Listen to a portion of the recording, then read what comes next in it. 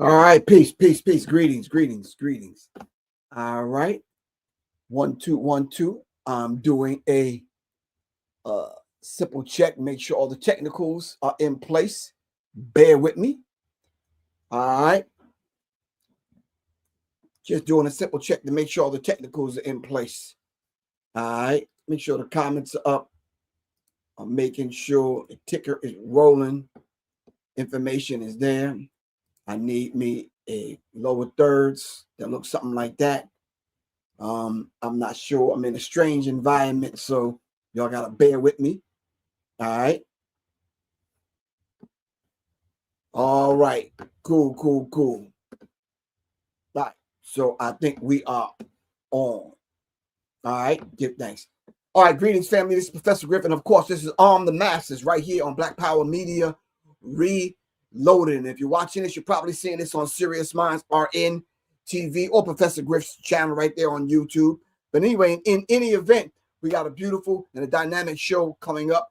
I simply call Rapping Black with my brother Amde. All right, from the Watts Prophets. We're going to bring him up shortly in 1 second. In the meantime, in between time, thanks to everyone that's been supporting the platform, been supporting the cause. All right, so just from the rip, I'm going to save the meat of this for him to tell you for himself. But everything from the intro right on out to the outro, I'm going to let him tell you because I want you to hear it in his words and his words only. But this controversy that's going on with hip hop today in reference to the origin of hip hop, the argument that's been going on, there's a dynamic and a very intricate part of this conversation that's not actually happening right now. And that's the conversation of the true origins of the aspect of the spoken word aspect of this thing, the rapping aspect of this thing. And I think Amde is able to fill that particular void and fill those blanks in. Not only that, the idea of the DJing aspect of it has not been filled in either, simply because there was a dynamic that was going on in Brooklyn that was definitely making some things happen. And you got to start questioning the fact that what was really going on in the Bronx and really what was going on in Brooklyn, Long Island, and some other places in reference to hip hop is concerned. So I did the Carl Nelson show to deal with the cultural appropriation of hip hop the other day, and he asked me a few questions, and I kind of laid some things out. Shortly after that, Amde came on, and he wanted to talk about and ask a question in reference to the difference between hip hop and rap. But after I explained it to him the best of my ability in the time frame that we had, he came back with a second question, and was basically dealing with this whole idea of the missing pages that I called them of the hip hop story. And I think, but because someone else was telling that story through a very thin, shallow, and giving a very thin, shallow narrative and description of how that took place, I think there's a large aspect of it that's been left out. All right, so we're going to dive into that in a few minutes tonight. Shout out to Quan. Shout out to everyone that supports the platform. All right. I don't want to waste any more time. I want to kind of dive right into this because I'm not sure how long this conversation is gonna take. All right. So, ladies and gentlemen, brothers and sisters, my brother, slightly older than me. No, not slightly. Got about 20 stacks on me. You understand what I'm saying? This is the father, Amde, all the way from the Watts Prophets. Now, if y'all don't know anything about the Watts Prophets, I'm going to let him tell you. So, ladies and gentlemen, brothers and sisters, family, and I see some enemies out there already. Don't worry about that. We got that, Amde. Anyway, our brother, the father, Amde from the Watts Prophets. Let's give him a round of applause. Thank you. Greetings, good brother. How you feel? Excellent, man. I've been in the hospital for a little while, but I've been out about 5 days, so now I'm feeling a lot stronger. I just had to have a little procedure done, but I'm cool. You know, I'm 85 years old and 85 and 9 months in February. Okay. So, first of all, I want to preface this with saying, and why I say this saying. Rap had a baby called hip hop, not hip hop had a baby called rap. Now, where I got that saying from was a man named Little Richard. Mhm. And Little Richard was one of the fathers of R&B. And he had to go around America screaming at the top of his voice for a long time that R&B had a baby called rock and roll, not rock and roll had a baby called that. So anyway, and then I watched it change to rock and roll, and they took all the money and they Mhm. controlled everything that it was in contact with that art form. Right. The Africans that started it had nothing to do with it anymore. So I just wanted to say that. That's why I say that. I'm just bringing it to the next generation. Okay. So the conversation you and I had the other day, kind of started off a little bit shaky, but you and I had a personal conversation after the Carl Nelson show, and we kind of talked about some things. Can you reiterate some of the things that you were going over in reference to this whole idea of when you got together with the rest of the brothers in the group, and then what period of time was that you guys were putting the Watts Prophets together? So people The could Watts know. Prophets started in 1967 out of Bud Schuberger's Watts Writers Workshop. We Mm, had rioted and started the riots across America. right, And from that, as I said, a Jewish man by the name of Bud Schuberg came into Watts and he started a workshop called the Watts Writers Workshop. right, Out of that workshop began to come schools of writers. Like there's one, he's in the hospital tonight. His name is Ojinki. That was a school of writers, the preaching type. But anyway, what happened to all of us is the FBI came and burned our workshop to the ground. wow, And but out of that workshop came a group called the Watts Prophets, and we were the first ones to take rap into clubs. And that's what I want to kind of stay on this word rap. First of all, as I went across the country, I found out that people didn't really know the definition of it. Different people were making up definitions. right, Rap to us, I learned the word rap at about 8 years old. As I mhm, say, I'm 85 now. And I've been using it as from a little boy. We right, lived, right, we came, my family came from Louisiana. I happened to be born in Texas, and then we right. came to California. And Okay, so my uncle was a pool shark, and we lived right in the black area or the black belt in Los Angeles, which was very defined. right. And in that black belt, you heard the word rap constantly. And it was a colloquial word. It meant nothing but to talk. But that person really could talk. He sort of Okay, had a gift for gab. He wasn't just one who, you know what I mean. We would use the word, easily. I'm gonna right, go rap to my sister. Let me right, rap right, to you. We used the word like that. It was just common amongst us. right, So right, after the '60s and after the riots and at this Watts Writers Workshop, after the FBI burned it down, the Watts Prophets continued because we thought when we started the Watts Prophets that we could tell the truth and make a few dollars and right, survive. That's what we were trying to do in the '60s because brothers was rapping and taking the covers off of everything.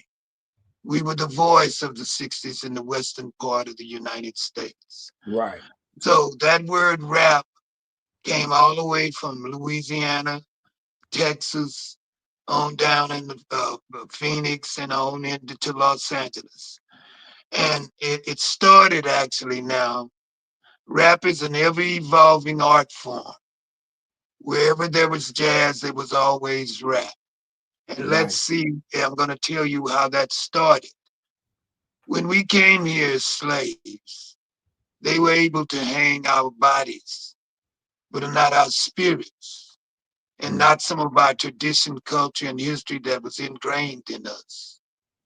And so, as we came here, if you came from Ghana, they had 40 something languages. I don't know just how many. Right. But Right. if other parts of Africa, they had the Bantu based languages, and there was over 400 of them. And then there was really all types of languages, other languages coming from other parts of Africa. Right. So, so when we got here, we was real confused. We couldn't talk to each other. We had to learn the language of the slave master. So being the brilliant people that we are, we began to put together a new language because basically they were Bantu based languages. So they had common denominator words like okra, maybe. It may go through all the languages. Mm. So anyway, we begin to form this new language, the grassroots, not those in the house. The Right. grassroots, the ones in the fields, begin this new language. And they knew this language had to have deceit from the very beginning because we didn't want the white man to know what we were talking about. Right. So, Okay. so that's why in rap you hear things like, that's bad, and we mean good. Right. It had deceit in it from the very beginning, just like many of the things we begin to do. But this language began to evolve amongst the grassroots people until it didn't reach the academic eye until a poet by the name of Paul Laurence Dunbar came along. Right. And they started calling it a dialect. But the linguists knew that was an ever evolving language. And Right. it went on and it went back, we was making fun at them, and all kinds of stuff. But this language went everywhere. The preacher used it. The gospel singers used it. Right. The clowns used it. The comedians, etc. It went everywhere Mm-hmm. because rap meant to scat it, hum it, chat it, or sing it. However you could use the voice, that's what it really meant. Right. And that rapping in rhythm, and that was a part of everything that we did. Our gospel, as I said, our comedians, the Watts Prophets, Leroy and Skillet, that these kind of cats, we just watched them. We weren't comedians, but we happened to be on our first label with them. And so we saw all of And this. what was the label? Do you remember the label? Yes, of course. It was called Laugh Records. It's what Okay. the record company that made Richard Pryor and oh, I can't think of the other Okay. brother's name. But anyway, as it didn't as it when Paul Laurence Dunbar brought it to the academic community. The linguists, as I said, knew that was a new language, an ever evolving language. What I mean by ever evolving is my generation call it a pad, the next one call it a crib, the next one call it Right. a spot, and I don't know Right. what the kids you call it now. I can't hardly even understand some of how advanced and how beautiful some of the language is in the real rap community. But it continued on, and cats like Cab Calloway, uh, and one of the great brothers who pushed it a long time was Oscar Brown Jr. And Right. yeah, he was the big papa. He showed us all how to play with it, but they wouldn't make him because you see, he gave you an education and you didn't know he was giving you one. When he Right. did the signified monkey was our symbol of what a poem was. My generation. We didn't know nothing about no Shakespeare, Langston Hughes, and all nothing like. We didn't know none of that. Right. We only knew what we was hearing, our grandma's voices, the people around us. So it began to, as I said, cats like that begin to push it. Cav Calloway, Pigmeat Martin, everybody used the voice to just in rhythm. without it had nothing to do with music. It was the ever evolving language of rap. And it's laid around and you know for years until two two groups brought it back to life. One group was conscious of it, the Watts Prophets, but Right. the last poets were not. They were just rapping. And I asked Abiodun a couple of years ago, would they have liked to have been called rappers at that time? And they said, of course not, because nobody wanted to recognize this ever evolving language other than Right. cats like the Watts Prophets and cats like, you know, that were really scientific. And I was raised around Don Cherry, the father, one of the fathers of world music, Arnett Coleman, Billy Higgins. All of these were Watts boys. Charlie Mingus lived there. In 1958, Langston Hughes and him made a jazz kind of rapping album because these cats from the college, you know, they was kind of dealing with it. But who was constantly dealing with it were jazz musicians. That's where this hip language came from. And Right. it was nourished. At one time, J. Edgar Hoover had jazz musicians uh, uh, Target. why? Because he said they were speaking another language, Right. and they really were. And then it came out, you know, and the Dr. Williams and them, and it was finally made a language called Ebonics, but it was always called rapper to us. Right. And it continued to evolve. And then it came about, as I said, two groups came about doing it just naturally. And that was the Watts Prophets and the Last Poets. Okay. And Hold on. Can you pause 1 second? Let me just let the people know that's coming in, who you are and what we're talking about. This is Father Amde from the Watts Prophets. Watts, we're talking about California. We're talking about LA. They call themselves the Watts Prophets because they was those early poets that actually was rapping. And this is the history that he's going over right here on Arm the Masses, brought to you by Black Power Media, Reloaded, and Serious Minds. Of course, y'all know this is Professor Griff, Public Enemy, Serious Minds, Enemy Minds. All right. So, but continue, good brother. Where you at? I don't want to disturb you. Go ahead. well, the Watts Prophets wasn't just poets. We are griots. We Okay. keep the tradition, culture, and history of our community. Right. That's what every group of rappers does. If Right. you live in New York, your rap is about New York.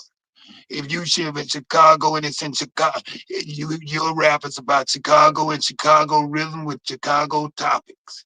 It move and with Chicago words. If you live in Louisiana, they got their own flavor. If you live in Texas, they got their own flavor. It's a ever evolving language that comes from the elements that is it's around. It's like the blues. You have to have had it a little bit Right. to deal with it. So that's how it continued to come about. And then in the 60s, when we came out, we were attacked by the black bourgeoisie, actually, who, as an example, when Baraka came to Los Angeles. Miri Baraka. Yes, yes, yes, he brought the black arts movement. Right. But we didn't need a black arts movement. We already had one. This was the home of Dexter Gordon. This was Right. the home of Charlie Mingus. This was the home of Don Cherry, Jane Cortez. How much blacker do you want it? Right. Right. Right. So, and coming from more musicians were in California than there was in New York. But as people always keep our history under control, they didn't tell you that story.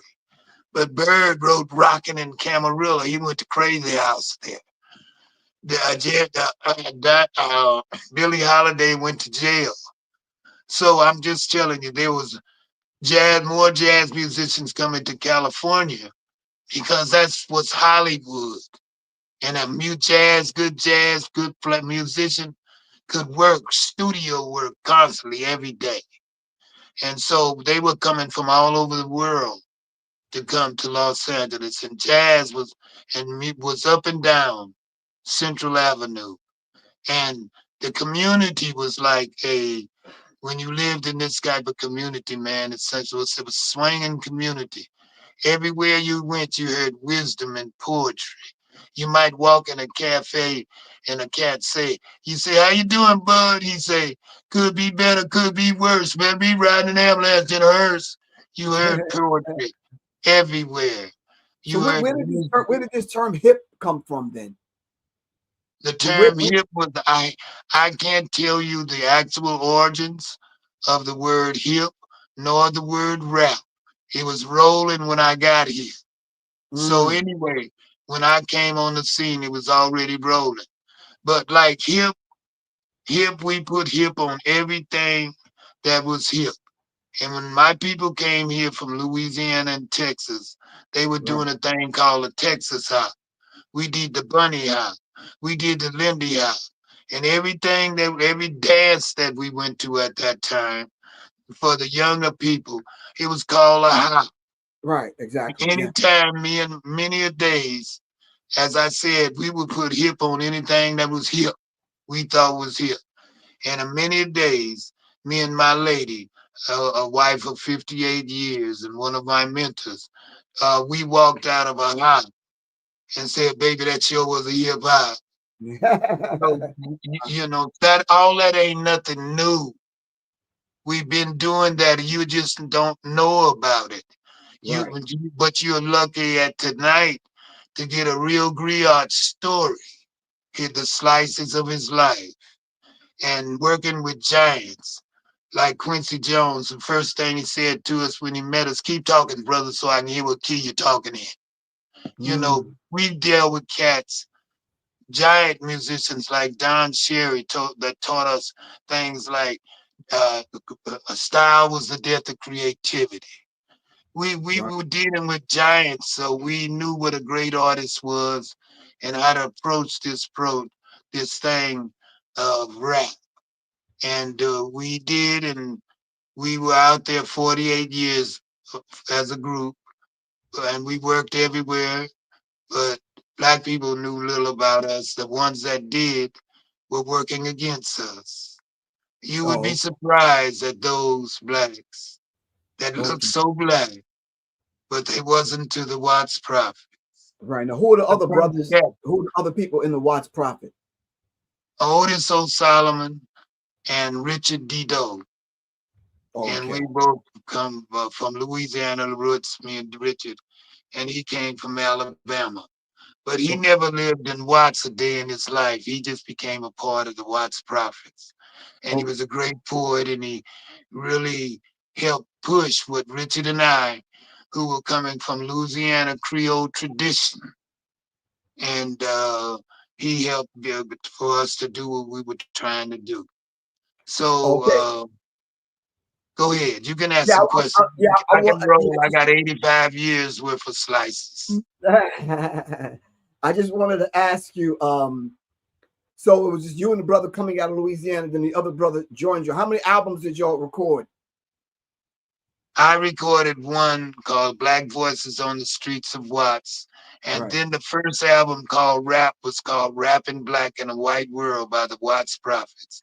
At that time, we had brought a good lady into the group by the name of Dee Dee McNeil, who was a songwriter for Motown. And she had a song called Black in a White World. And us being rappers and pushing rapping, we called our album Black and a White, Rapping Black in a White World. That's the first where anyone saw it and ever was written on anything like that as an album. Right. And that's where the record company got the genre of rap. And, you know, we had to do a lot of things to survive. At first, they didn't want to pay us for poetry. They said, that's not a song. We said, that's all the elements of a song. But Right. I came from a fighting family, and my son and my wife, we always caucused and fought everything. Right. And I happen to own everything I had today. I ain't got no money, but I own all of my stuff. Okay. So, you know, go ahead. So when I heard you on the Carl Nelson show, when I was on there the other day, and then we had a personal conversation after that. Yeah, I heard what you were saying, and I was just saying to myself, wow, way back then the artists were going through what the artists are going through now. Do you The understand what I'm saying? exact same thing. The Okay, exact so same thing. yeah, so can you kind of give us that insight on what you the meeting that you went to, that you said you had a meeting with some people about rap and the history of rap and that kind of thing? Who was this Well, meeting it was with? in the early years of rap. A famous rapper took me to a meeting. I don't want to talk him because I don't want to call any names You don't because have to I'm call not me here that. to take licks at nobody. Right, We all made mistakes and didn't even know what we was doing. He took me to a meeting, and when I walked in this was the early days of rap as we were getting booked and stuff. And so in this meeting, I saw all these white men, and I walked in, and I think it was another brother and me and this famous rapper. And looked around. I'm wondering, where am I? right, I'm in this sea of white men. And they started talking about this new thing called hip hop, where you better get involved in it because it's like kind of directly and getting involved and investing in the prison industrial complex. Now, me, I'm explosive. And I jumped up and walked out. They had introduced me as one of the fathers of rap. But as I began to see that this was the music industry sitting around me, as I began to listen to their conversations and their talk, etc., I blew up and walked out, which I mm, probably should have stayed and heard more. But I left. And then, who actually really gave the Watts prophets more problems than anything and anyone were black people, mm. And why do you black think why do you think intellectuals. that is? Why do you think that is? You would be surprised because black intellectuals I came from the grassroots. Right, So and you would be shocked at the people who took a lick at us. right. One of So the what? first ones to give a vicious blow to the Watts prophets was Jim Brown. Well, And he came to our, I'm not surprised at that. But go on. oh, I'm glad most people seem to be. Nah, I'm not surprised. He came to our community, started this thing called American. We had been working with gangs years before he even arrived. But he came and took over, and the black sororities and fraternities swarmed like gangbangers in the Watts. And when we looked up, they had control of most of the middle management jobs. They were dictating what was and what wasn't. They were redesigning our community. It was a mobs of social engineering going on. And here in Los Angeles now, I don't get invited to anything. Mm, They can have a history on the poetry in Los Angeles and never invite me. And I'm sitting right down the street from them. right, The FBI and the CIA and the black intellectual really removed our names really very, very carefully. And our history. I've been fighting to save a building in Watts for over 40 years, and we finally saved it a couple of years ago. right, And that no one knew our history. The city, all of it. The Charlie Mingus living there, the Don Sherry living there, the James Cortez living there, the Dexter Garden running through there. The go, I can go on and on. None of them knew our history. Had right. I not been living, no one would have known the history of this wonderful building called the Mafundi Institute that was built by the black grassroots artists out of Right. Watts after the 60s. But Right. our history seems to be not clear everywhere now. So Right. I'm trying to hopefully get that building turned into a museum telling the black history of Watts and how Right. we inspired much of this. They took the eyes off of Watts and put it on Compton. And I understand because most of the people who lived in Compton came from Watts anyway. You know, Okay. like Compton was like moving on up, Right. Right. Right. Right. Right. Right. I you got you. know. Yeah. So just to speak in behalf of those of us, unbeknownst to you, there was a group called Public Enemy that did take the poets that came before us, knowing and understanding the history of hip hop and rap.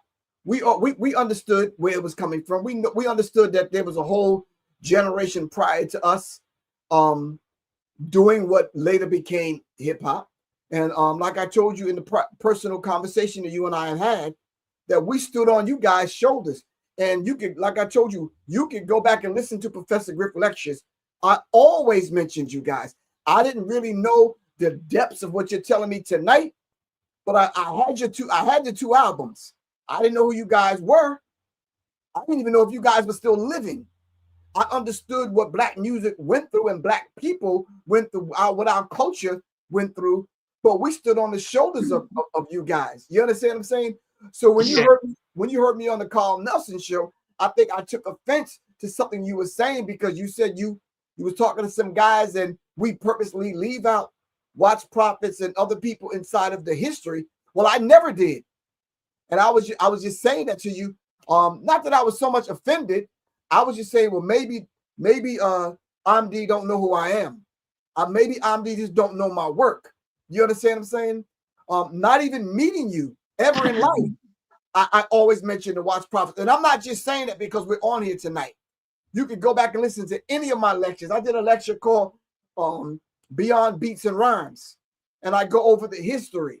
I did the psychological covert war on hip hop, talking about some of them same meetings that you went to. I did a slew of interviews. I wrote 2 books. You understand what I'm saying? Even yeah, a friend of mine that I do business with, that I travel with, he's wrote a book, and I sent you some of the information that was inside of his book. Did you get it today? yes, I got. Okay, that's in his book. So we never forgot about you, and I don't want you to feel a certain kind of way because you think we forgot. I would never forget you. I'll never forget the Watch Prophets, Last Poets, Gil Scott Heron, and all those MCs and griots that came before us. And now it's rare that you find artists like Public Enemy that did stand on your shoulders and will admit it. There's not too many, although they've probably sampled some of you guys. Do you understand what I'm saying? So I just wanted to say that because I really think you need to know that coming from a I've young been sampled. I've been sampled most every year for maybe about 40 years right, by somebody. right. And they didn't pay you guys and nor gave y'all the credit. No, they didn't. We'd always have to catch them. But luckily, as I said, came from a warrior family, my wife and my son, and we would always conquer and fight back. As I said, when they said they were going, when they first started, they said they weren't going to pay for no poetry. And we Right, say, oh, yes, you are going to pay for poetry. right, And so I started, my kids kept telling me, Papa, we hearing you on the radio. You hearing your voice. And then when nobody knew what sampling was really then. right, So exactly. so they kept telling me, Papa, we keep hearing your voice on the radio. So one day they got me on the radio and I heard my voice. So I Right, said they can't do that. My wife said they can't do that. Me and my little son, we caucus. And I start calling lawyers straight down Wilshire Boulevard right, till I got to one near UCLA. I can't remember his name now. And I would tell them, I'd say, listen, I'm hearing my voice on the radio. And, they would say, well, what do you want us to do about it? What is that? So nobody understood. Finally, I got to this one lawyer, and he said he was a property lawyer. What is it? The Intellectual I, property. intellectual property lawyer. Yes, sir. Yes, sir. And I got to him, and he asked me. He said they can't use your voice without your permission. Right. He said, "Would you call me back in an hour? I want to talk to my firm about this." And so they called me back in about an hour and asked me more questions about what I was hearing and this and that. And to make a long story short, we ended up on the front page of the San Francisco Law Journal, where they had to pay us. They had to begin to pay us, but they had different little arguments. But that's why rappers get paid. At first, they wanted to just take our rapping, Right. our ever evolving language, and do Right. what and they have taken it and are doing what you see that ever evolving language had to be changed after the 60s. They Exactly. couldn't continue to hear Keo Whitey. They couldn't continue to hear the conversation that we were bringing to the Right. front. And they had to change it. And they took it and corrupted it as best they could. Right. But And even today, today these young rappers, they trying real hard to get out of this rut. But the old cats are holding up the new thought with all of this, same old thing. right. So go ahead, bro. I was going to say, and I think the contracts, even the written language in the contracts, have changed because we have to keep in mind there were some early white poets that they didn't say those same things to. They actually paid them and put their records out. There was speeches that Barry Gordy and other people put on labels that was selling, and they paid those speakers. There were comedians that made records. So for the whole idea of them not paying a poet, when you could pay comedians and you could pay lecturers and speakers and other people to be on wax, you understand what I'm saying? Well, that's Why? how, that's how, that's Laugh Records. When they signed the Watts Prophets, they signed me first to do this record with some poets that were supposed to be from Watts, but they weren't. And I happened to got on it and became the feature poet. It was called Rapping Black, I mean, Black Voices on the Streets of Watts. Black voices, right? And yes, and it's one of the epic albums in the world. But then when the Watts Prophets came along, we we then did our album, Rapping Black in a White World, and that's how I began to roll. And it rolled on down to Easy and them.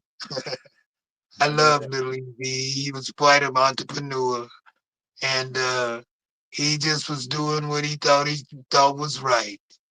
And he wanted to sign the Watts Prophets, but we ended up getting signed to Laugh Records, and we then told Laugh Records, which had Richard Pryor, this was a prize, that we weren't comedians, and we didn't want to be on no Laugh Records, and so they started a subsidiary called Allah for the Watts Prophets and those type of records after a while.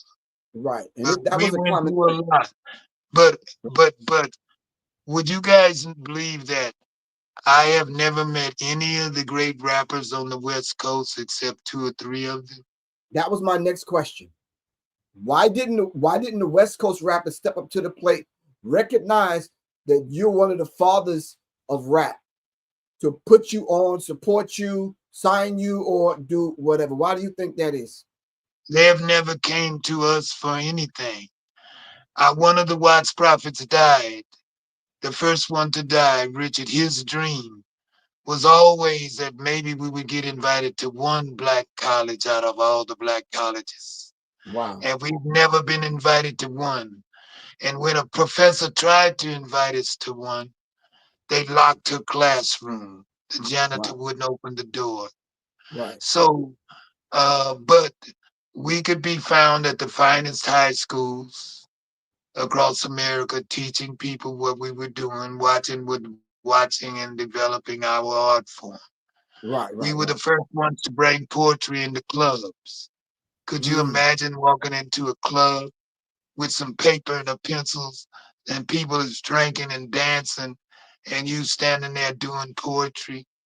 We broke those doors down and we took it from the podium to the stage. right, right, And right. we never had a bad gig, man. Uh, Okay, no matter what we were doing, the Watts Prophets never had a bad gig. right. So you mentioned Dee Dee McNeil, right? Yes. Now, didn't Dee Dee come out of the writing kind of circles from Motown? That's what I said. She was on Okay, contract writer for Motown. okay. So why? So if they were putting, if Richard Pryor was on this label, so if they was putting out Richard Pryor stuff, which was talking and telling jokes, why wouldn't they put out the Watts Prophets unless you guys just didn't want to be on Laugh? We didn't want to be on Laugh. Oh, okay, I got you. That's why Laugh made a subsidiary called Allah. Right, I got you. I got that. We Okay, I let got them know we weren't comedians. That's what we let them know. We're you. not comedians. We are poets, griots. And that's what we would like to be recognized as. Right, right, right. So, from what I'm hearing, you still own the masters, right? You I still own own the recording. everything that I've ever done, all of my books and what little few albums, 3 or 4 albums I've done.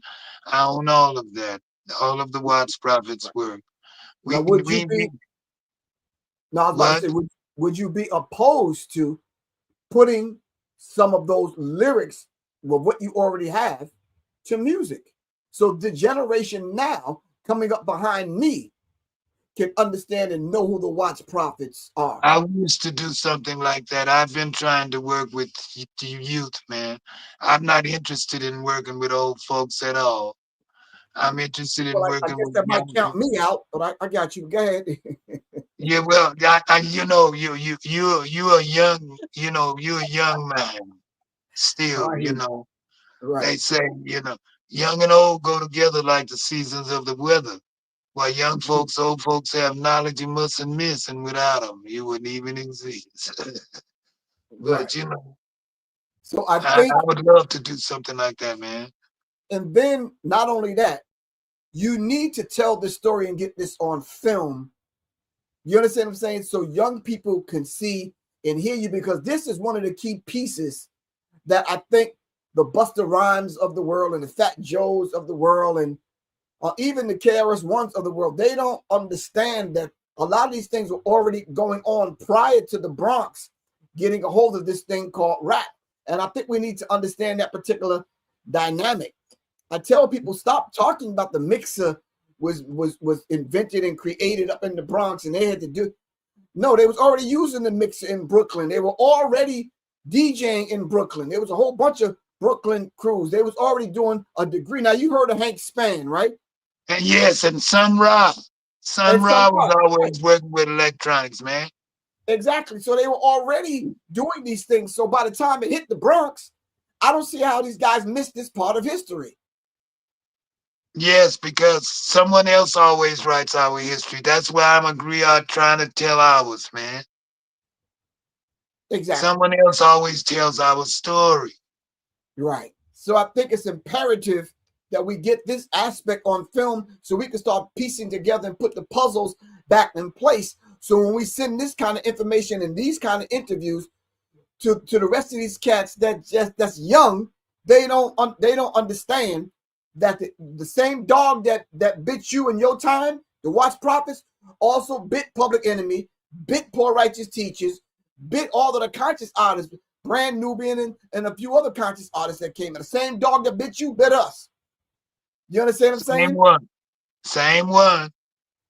Right. And the And we same gotta madness. start telling our own history, documenting our own history, man. Right. You know, and you guys say you would like to hear me do. I'm 85. You gotta hurry. But we're You gonna know what try I to make mean? that I can't happen. keep waiting. We're gonna try to make that happen as soon as possible. What I'm going to do, starting tomorrow, is go find you guys records, the Black Voices, the Rapping Black, You understand what I'm saying? Um, They I'm all on there. My new one, Ebony Creole Voices, etc. right. You know, we can find out what key the song is with. That really don't matter right now, but we can figure out the tempo. There's technology now that can put music to all of those poems that you guys laid out and give you the rightful credit that you deserve. You understand what I'm saying? I Well, don't want that was always our desire, is that our poetry lived in the library of people's minds, and that's exactly. what that would help us do. And I think people need to understand you guys are walking libraries. You understand what I'm saying? What you gifted us with tonight is a monumental piece of that particular puzzle, so we as young people can understand. Like, damn, that's what that brother went through. Now we understand why we have the Fat Joes and the rest of these characters talking real grimy the way they're talking. You understand what I'm saying? Um, Yes, that what you're giving us, the part of history that you're giving us, happened way on the West Coast. But we had to watch prophets and other poets on the East Coast, not to mention all the ones in Middle America. that's right. All over the South, everywhere Right, they were rapping. It's an ever evolving language, and it's exactly. got the flavor of the soil that it comes from. If it's in New York, it's got that New York style. You understand? Right, It's a wonderful, ever evolving art form.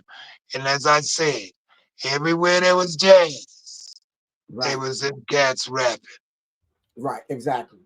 So yeah, I have black and white footage from the 20s, from the 30s Yeah, of cats rapping way yeah, before, way before there was anybody coming out of Puerto Rican history or anybody else's history. Black people that's were right. rapping.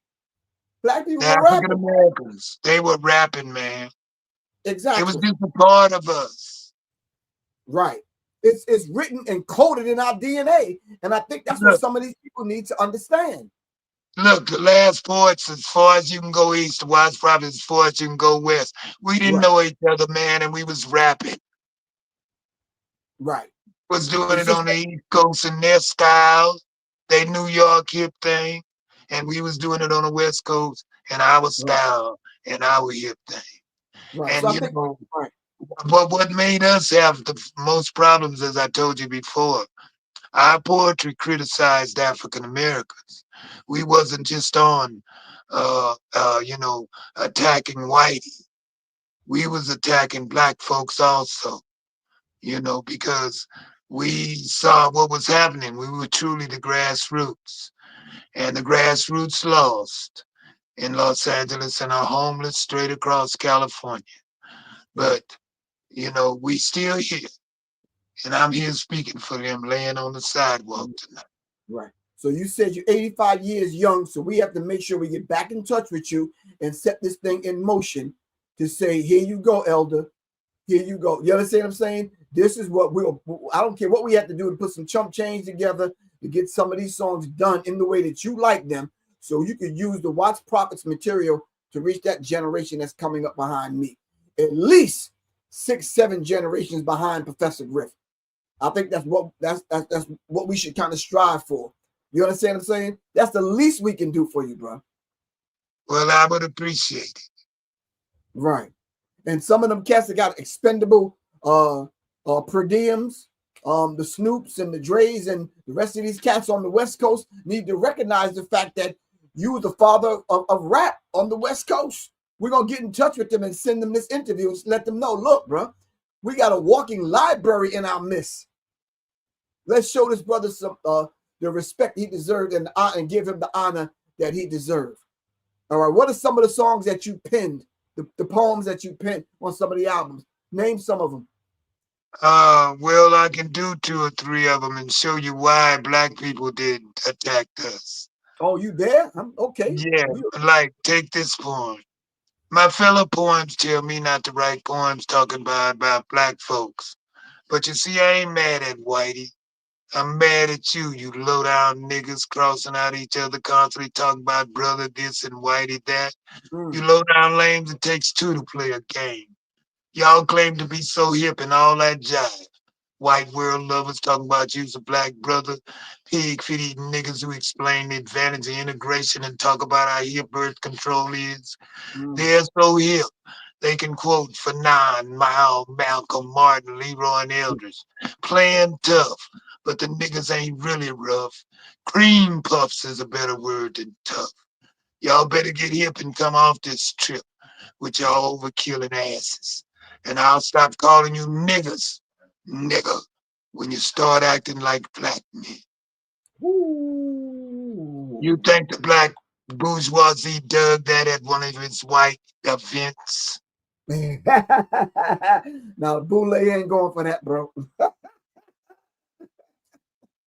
I could tell you, those were the kind of poor, but at the same time, like the poem I did at Bob Marley's funeral, Uh-huh. that poem came out because I had been invited to my first major year white university, Mhm. UCLA.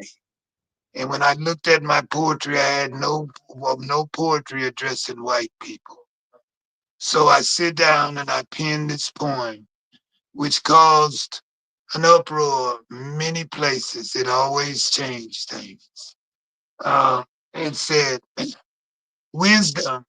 I went to the International Student Center at UCLA. There was about 100 people there.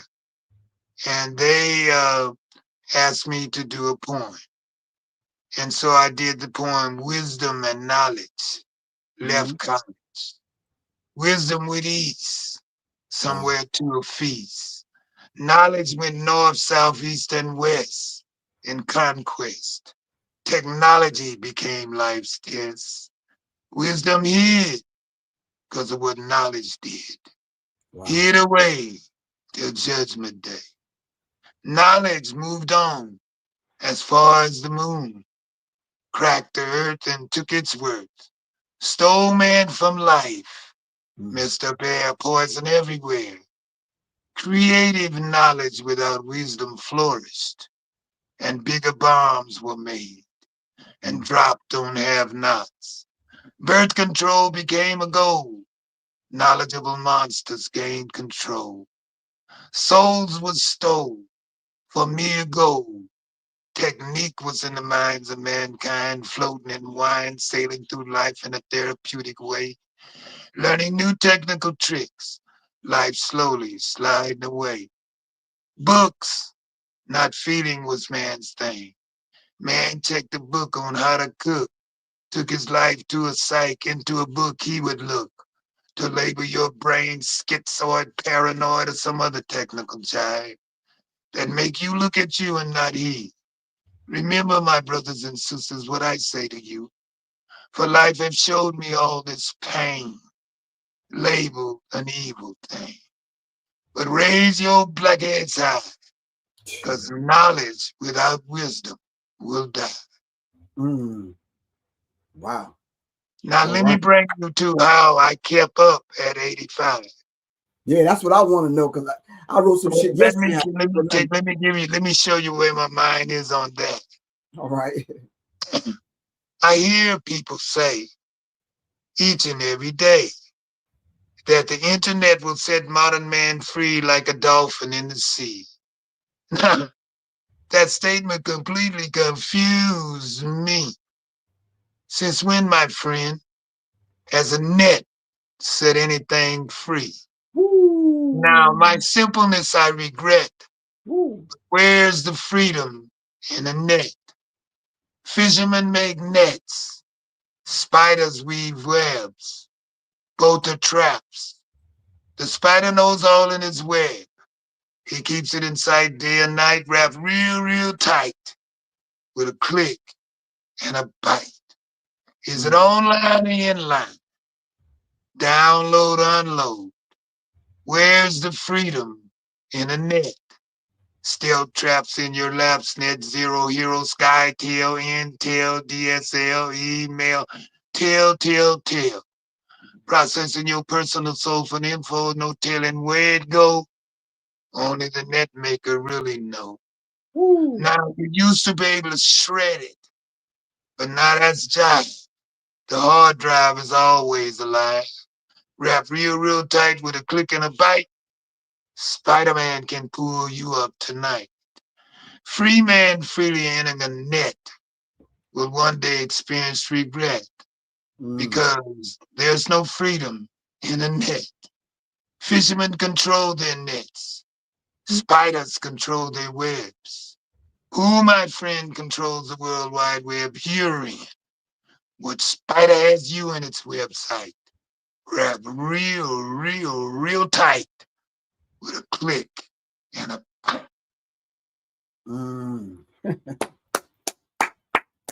We really appreciate that. Really appreciate that. So listen, I'm going to keep my word because my word is bond and bond is life. I'm going to stay in touch with you. As soon as I get off the road, I'm going to go in the studio and put some things together to send you a sample of what I'm talking about. At the same time, I'm going to contact some people to see who want to put up some of the funds so we can get this thing done and get it out. And hopefully the people will support it. All right. Matter of fact, I know they will. All right. We got to keep a treasure like you alive. You understand what I'm saying? And we got to keep what the gift that you've given us as far as the spoken word is concerned. We got to keep that alive and pass that 7 generations forward. All right. well, you have any last words for the people? love. Okay. I got one question. You still on the West Coast, right? Yes, I still stay in Los Angeles. Oh, okay, cool. You're not being affected by the wildfires or anything, are you? No, but they're not far from me, 10 miles, 20 miles. They're all around us. Oh, wow. Okay, but everybody's safe and everybody's cool, right? Everybody is safe. I haven't been outside since they have been burning. I just gotten out of the hospital, so I'm recuperating. Oh, okay. Give thanks. All right, good brother. We love you to life, and I'm staying in touch with you. You have my number. I have yours. I promise to stay in touch with you, and we're gonna make this happen. Okay. Okay, let me leave you this poem. Now is new. Now Okay. is new. Right this moment, you can do something old or you can do something new. But now is new. The past is history. The future a mystery. Now is new. Right this moment, you can do something old or you can do something new. But a stagnated mind, I say a stagnated mind, it don't stagnate time. Time just moves on to now is new. Now is new. Right this moment, bro. Let's do something new. We really appreciate you, man. All right. Appreciate y'all too. All right. Give thanks. Peace, good bro. Love you. Love you too. Peace. All right. That was Amde from a group called the Watts Prophets. Right now, you should be looking up on wherever you are. Google it. Whatever. Go to YouTube. Look up the Watts Prophets. This is Amde, the last remaining member of the Watts Prophets. They were doing it on the West Coast while the last poets were doing it on the East Coast. And there's other poets that was on the scene at that particular time. So family, I love y'all to life. This is Professor Grip. I got to get ready to get out of here. Thanks to Kalaji, Chabachenga, Black Power Media Reloaded. Thanks to all my Serious Minds RNTV family that always support the cause. We're going to figure out a method in order to get this stuff recorded, family. You understand what I'm saying? We're going to lay it in the lap of Brother Amde, all right, for him to do whatever he wants to with it. However we can get it out for the young people to hear, we need to get this thing recorded and get it out. All right? All right, family, it's Professor Griff. Inshallah, I'll see y'all sometime over the weekend. All right, my class is on Sunday, the preparedness class. Get in the preparedness class now. All right, I'm putting my phone number, 678-557-2919. If you want to get in the preparedness class at 7 o'clock Sunday evening, all right, hit your brother, Professor Griff, up, text me, and I'll send you the information about the class. Anyway, this is Professor Griff. I love y'all to life. All right, revolution is not an event. It's a process. All right. Only thing I say to y'all is become